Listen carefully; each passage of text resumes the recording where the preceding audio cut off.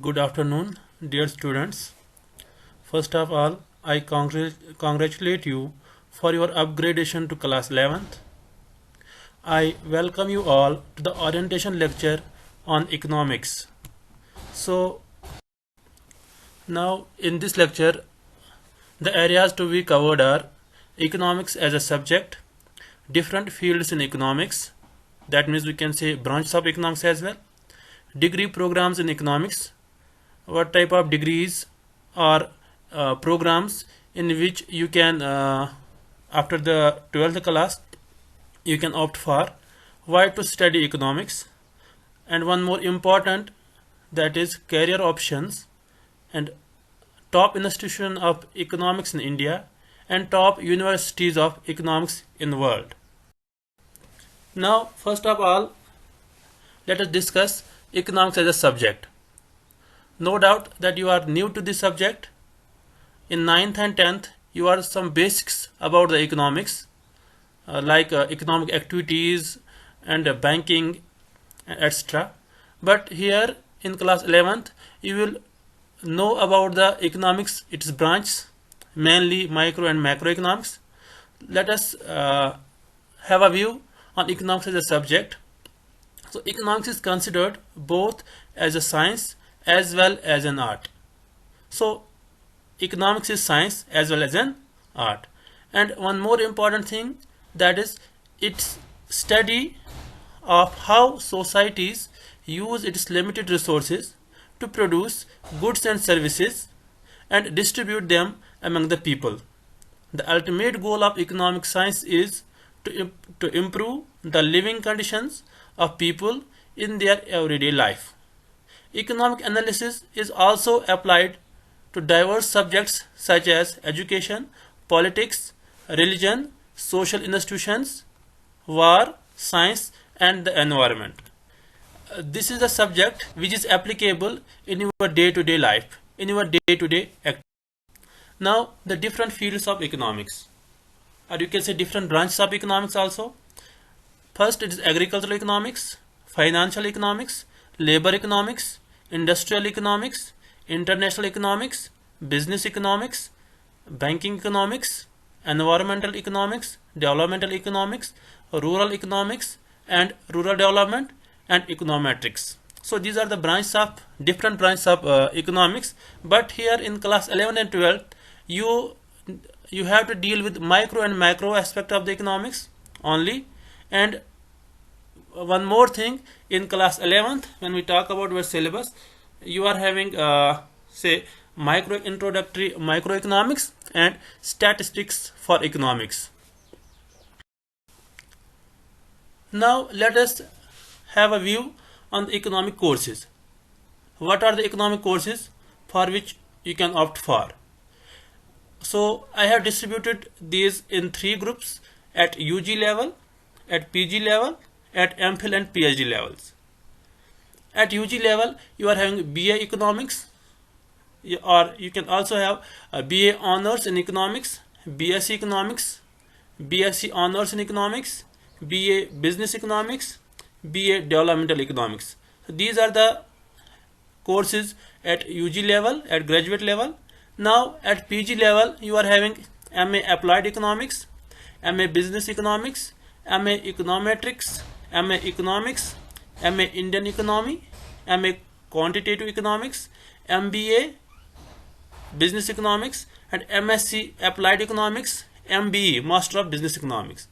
And at MPhil and PhD level, that is at research level, you are having MPhil in Applied Economics, MPhil in Economics simply, MPhil in Applied Econometrics, PhD in Business Economics, and PhD in Economics. So the most frequently asking question by the students here is, so is mathematics important for economics? No doubt. If you are good in maths, you can do better in economics. But it is not necessary that you should have maths with economics. But if you are going to apply for any course which is applied economics at undergraduation level, say it is here at PG level, you are having applied economics, you are having econometrics, you are having quantitative economics, you are having MSc applied economics. So all those programs in which there is applied economics, you need to have the mathematics. But uh, all other degrees, all other courses need not to have mathematics as a subject.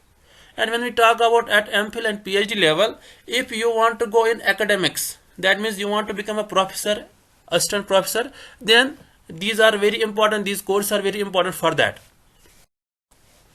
Now, very important question, why to study economics? As a student, you should know why you need to study economics. So, this is a $1,000,000 question.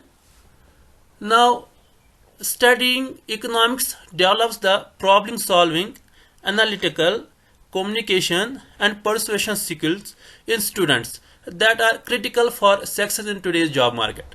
We know that presently we are facing huge level of unemployment.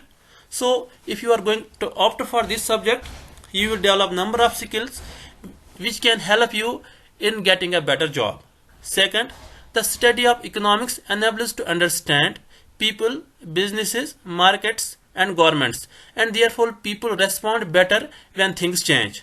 So with the change in time, things also change. So if you are having knowledge of economics, you will change yourself accordingly, and you will respond better.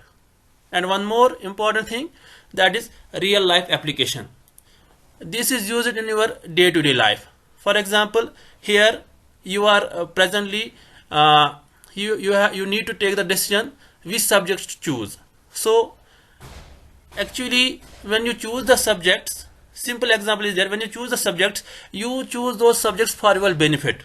You want to have maximum satisfaction. You want to have maximum benefit. So how you can get maximum benefit? You can study this in this subject. Better job opportunities. You will be having better job opportunities, which we will discuss later. What type of job opportunities you are having when you have a degree in economics. And one more important thing, that is an important subject as a civil service exam point of view. When we talk about the civil services, and most of the students are having civil service as their aim, as their goal. So almost 20 to 25% of the questions directly or indirectly are related to this subject. So it is very important subject as a civil service exam point. So career options after graduation. You can become a professional economist. You can also go in academic sector, like you can become a professor, assistant professor. But for that you need to have that MPhil PhD and NET as well. Financial risk analyst, banking sector jobs, accounting jobs, economic advisor, IES, Indian Economic Services. There is a civil service. This is a civil service exam in which only those students can apply who are having degree in economics, mathematics, and statistics. Management jobs, you can apply for management jobs as well. Economic researcher, business economist, agricultural economist, insurance companies, and investment analyst. Now, top institutes to study economics in India: University of Delhi, South Campus, Delhi School of Economics, University of Delhi, Jawaharlal Nehru University, Stephen College, Delhi University, Shri Ram College of Commerce, Delhi, Hans Raj College, Delhi, Hindu College, Delhi, and Symbiosis School of Economics, Pune, Madras School of Economics, and IIT Kanpur. These are the top institutions of India in which you can study economics. Let us have a view of top economics institutions of the world. Harvard University, US, University of California, University of Chicago, London School of Economics, Stanford University, Oxford University, Cambridge University, Princeton University, and Yale University. Now, after watching this video, you will be thinking, is this subject a tough subject or is it an easy subject? I am not telling you that this is very easy subject, but this is not tough subject as well. It is very much scoring subject as a examination point of view, but you need to do hard work. For each and every subject you need to do the hard work. If you want better grades, if you want to have a better percentage, then you need to work hard. If you work hard, definitely this is a scoring subject. You will not face any problem in scoring in examinations. But one thing, make sure that when you are opting for the subjects, any subject, it may be some other subject as well, you need to do hard work. You need to give the time to the subject. Then only you can get the better grades. Thank you. Have a nice day ahead.